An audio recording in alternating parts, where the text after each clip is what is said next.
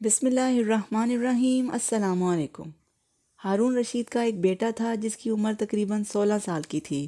وہ بہت کثرت سے بزرگوں کی مجلس میں رہا کرتا تھا اور اکثر قبرستان چلا جاتا۔ وہاں جا کر کہتا کہ تم لوگ ہم سے پہلے دنیا میں موجود تھے، دنیا کے مالک تھے، لیکن اس دنیا نے تمہیں اجازت نہ دی حتیٰ کہ تم قبروں میں پہنچ گئے۔ کاش مجھے کسی طرح خبر ہوتی کہ تم پر کیا گزر رہی ہے اور تم سے کیا کیا سوال و جواب ہوئے ہیں، اور اکثر یہ شعر پڑھا کرتا، اور مرنے والوں پر رونے والیوں کی آوازیں مجھے غمگین رکھتی ہیں۔ ایک دن وہ اپنے باپ کی مجلس میں آیا۔ اس کے پاس وزراء امراء سب جمع تھے، اور لڑکے کے بدن پر ایک کپڑا معمولی اور سر پر ایک لنگی بندھی ہوئی تھی۔ اراکین سلطنت آپس میں کہنے لگے کہ اس پاگل لڑکے کی حرکتوں نے امیر المومنین کو دوسرے بادشاہوں کی نگاہ میں ذلیل کر دیا ہے۔ اگر امیر المومنین اس کو تنبیہ کر دے تو شاید یہ اپنی اس حالت سے باز آ جائے۔ امیر المومنین نے یہ بات سن کر اس سے کہا کہ بیٹا، تو نے مجھے لوگوں کی نگاہ میں ذلیل کر رکھا ہے۔ یہ بات سن کر باپ کو تو کوئی جواب نہیں دیا، لیکن ایک پرندہ وہاں بیٹھا تھا۔ اس کو کہا کہ اس ذات کے واسطے جس نے تجھے پیدا کیا، تو میرے ہاتھ پر آ کر بیٹھ جا۔ پرندہ وہاں سے اٹھ کر اس کے ہاتھ پر آ کر بیٹھ گیا۔ پھر کہا کہ اب اپنی جگہ چلا جا۔ وہ ہاتھ پر سے اٹھ کر اپنی جگہ پر چلا گیا۔ اس کے بعد اس نے عرض کیا کہ ابا جان، اصل میں آپ دنیا سے جو محبت کر رہے ہیں، اس نے مجھے رسوا کر رکھا ہے۔ اب میں نے یہ ارادہ کر لیا ہے کہ آپ سے جدائی اختیار کر لوں۔ یہ کہہ کر وہاں سے چل دیا، اور ایک قرآن شریف صرف اپنے ساتھ لیا۔ چلتے ہوئے ماں نے ایک بہت قیمتی انگوٹھی بھی دی، اس کو دی کہ احتیاج کے طور پر اس کو فروخت کر کے کام میں لائے، اور وہ یہاں سے چل کر بصرہ پہنچ گیا اور مزدوروں میں کام کرنے لگا۔ ہفتے میں صرف ایک دن ہفتے کو مزدوری کرتا اور 8 دن تک اس مزدوری کے پیسے خرچ کرتا، اور 8ویں دن پھر ہفتے کو مزدوری کر لیتا اور 1 درہم اور 1 دانگ یعنی درہم کا چھٹا حصہ مزدوری لیتا، اس سے کم یا زیادہ نہ لیتا۔ 1 دانگ روزانہ خرچ کرتا۔ ابو عامر بصری کہتے ہیں کہ میری ایک دیوار گر گئی تھی، اس کو بنوانے کے لیے میں کسی معمار کی تلاش میں نکلا۔ کسی نے بتایا ہوگا کہ یہ شخص بھی تعمیر کا کام کرتا ہے۔ میں نے دیکھا کہ نہایت خوبصورت لڑکا بیٹھا ہے، ایک زنبیل پاس رکھی ہے اور قرآن شریف دیکھ کر پڑھ رہا ہے۔ میں نے اس سے پوچھا کہ لڑکے مزدوری کرو گے؟ کہنے لگا کیوں نہیں کریں گے، مزدوری کے لیے ہی تو پیدا ہوئے ہیں۔ آپ بتائیں کیا خدمت مجھ سے لینی ہے؟ میں نے کہا گارے مٹی کا کام لینا ہے۔ اس نے کہا کہ 1 درہم اور 1 دانگ مزدوری ہوگی، اور نماز کے اوقات میں کام نہیں کروں گا، مجھے نماز کے لیے جانا ہوگا۔ میں نے اس کی دونوں شرطیں منظور کر لیں اور اس کو لا کر کام پر لگا دیا۔ مغرب کے وقت جب میں نے دیکھا تو اس نے 10 آدمیوں کے بقدر کام کیا۔ میں نے اس کو مزدوری میں 2 درہم دیے، اس نے شرط سے زائد لینے سے انکار کر دیا اور 1 درہم اور 1 دانگ لے کر چلا گیا۔ دوسرے دن پھر اس کی تلاش میں نکلا، وہ مجھے کہیں نہیں ملا۔ میں نے لوگوں سے تحقیق کیا کہ ایسی صورت کا ایک لڑکا مزدوری کرتا ہے، کسی کو معلوم ہے کہ وہ کہاں ملے گا؟ لوگوں نے بتایا کہ وہ صرف ہفتے کے دن مزدوری کرتا ہے، اس سے پہلے تمہیں کہیں نہیں ملے گا۔ مجھے اس کے کام کو دیکھ کر ایسی رغبت ہوئی کہ میں نے 8 دن تک تعمیر بند کر دی اور ہفتے کے دن اس کی تلاش میں نکلا۔ وہ اسی طرح بیٹھا قرآن شریف پڑھتا ہوا ملا۔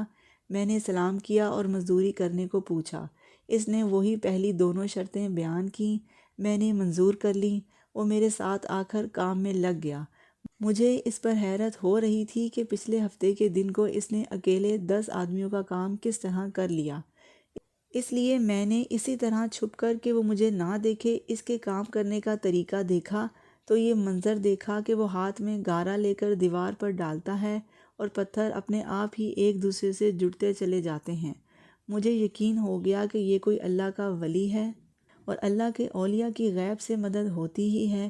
جب شام ہوئی تو میں نے اس کو 3 درہم دینار دینا چاہے، لیکن اس نے انکار کر دیا کہ میں اتنے درہم کا کیا کروں گا۔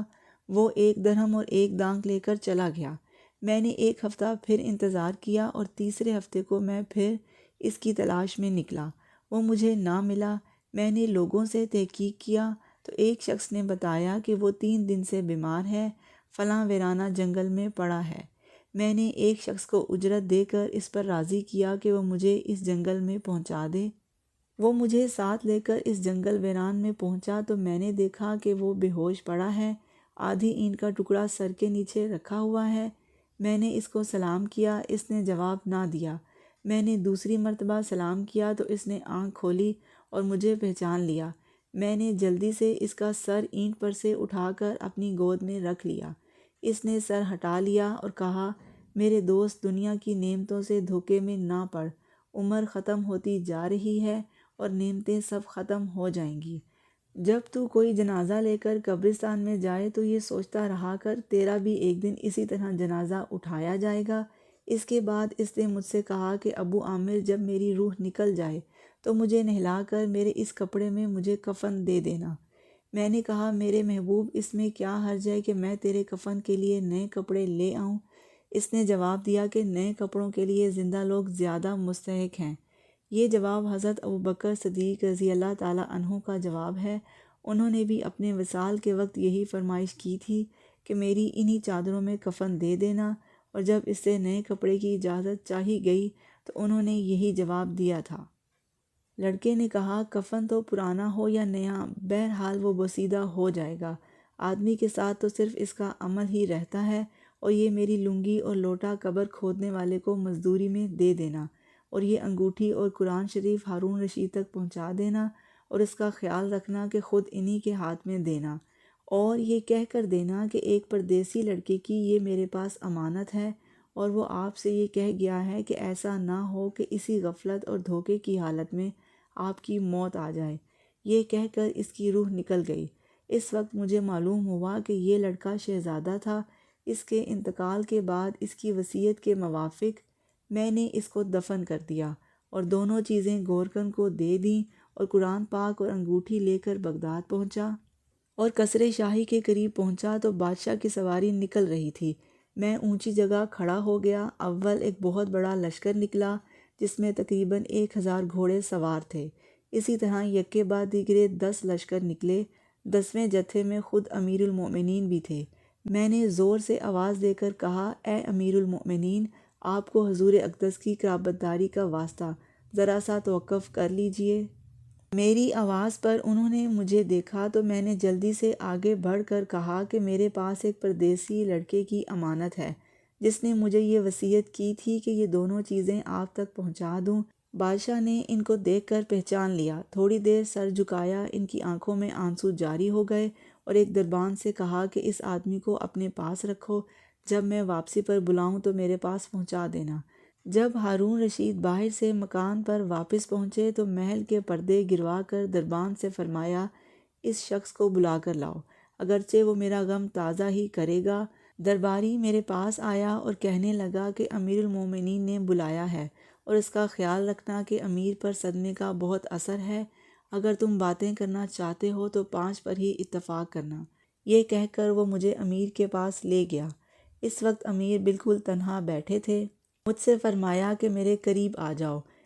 میں قریب جا کر بیٹھ گیا۔ کہنے لگے، تم میرے اس بیٹے کو جانتے ہو؟ میں نے کہا، جی ہاں جانتا ہوں۔ کہنے لگے، وہ کیا کام کرتا تھا؟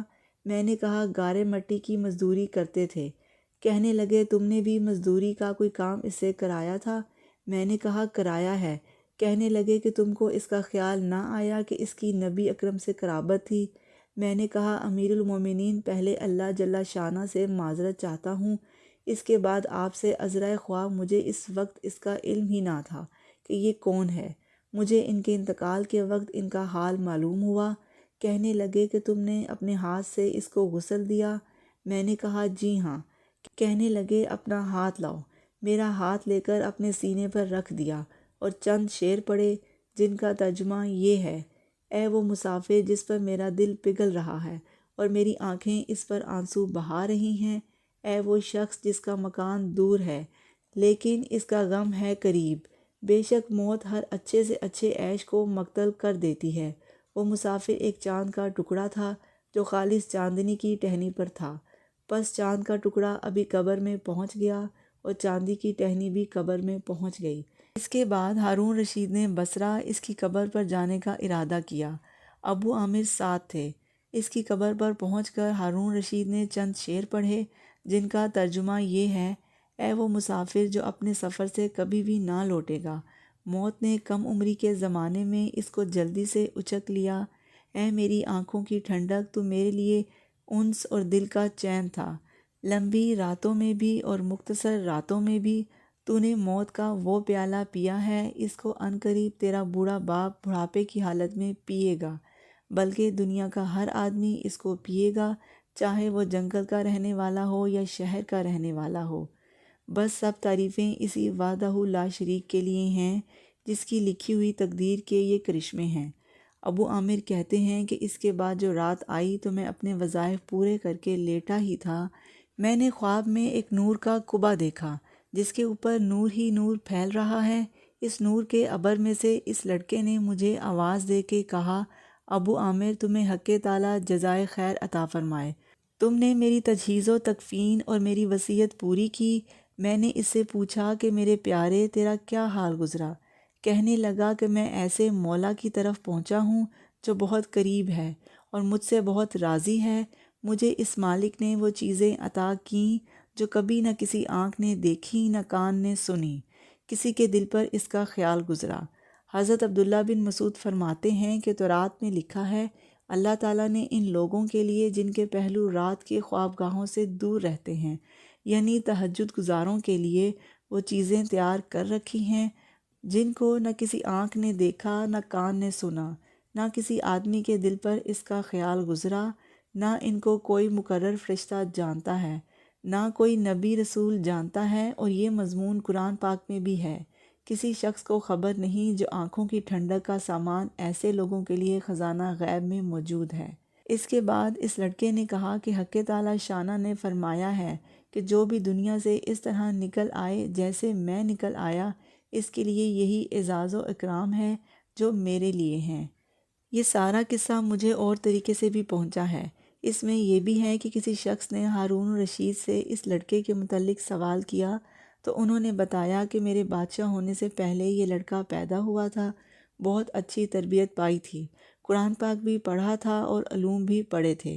جب میں بادشاہ بن گیا تو یہ مجھے چھوڑ کر چلا گیا تھا، میری دنیا سے اس نے کوئی راحت نہ اٹھائی۔ چلتے وقت میں نے ہی اس کی ماں سے کہا تھا کہ اس کو یہ انگوٹھی دے دے۔ اس انگوٹھی کا یاقوت بہت زیادہ قیمتی تھا، مگر وہ اس کو بھی کام میں نہ لایا، مرتے وقت واپس کر گیا۔ یہ لڑکا اپنی والدہ کا بڑا فرما بردار تھا۔ ویسے تو تمام واقعہ ہی سبق آموز عبرت کا مرقع ہے۔ اگر مسلمان پکے نمازی بن جائیں، سچ بولنے کو اپنا شیوا بنائیں اور اللہ کی یاد سے غافل نہ ہوں، دیانتداری سے کام لیں تاکہ برکت اور امن سے زندگی گزاریں۔ اللہ آپ کو آسانیاں عطا فرمائے اور آسانیاں تقسیم کرنے کا شرف عطا فرمائے۔ آپ سب کا بہت بہت شکریہ۔ آپ سب میری ویڈیو دیکھتے ہیں، سنتے ہیں، سمجھتے ہیں، پسند کرتے ہیں، شیئر کرتے ہیں اور میرے چینل کو سبسکرائب کر کے مجھے موٹیویٹ کرتے ہیں۔ جزاک اللہ۔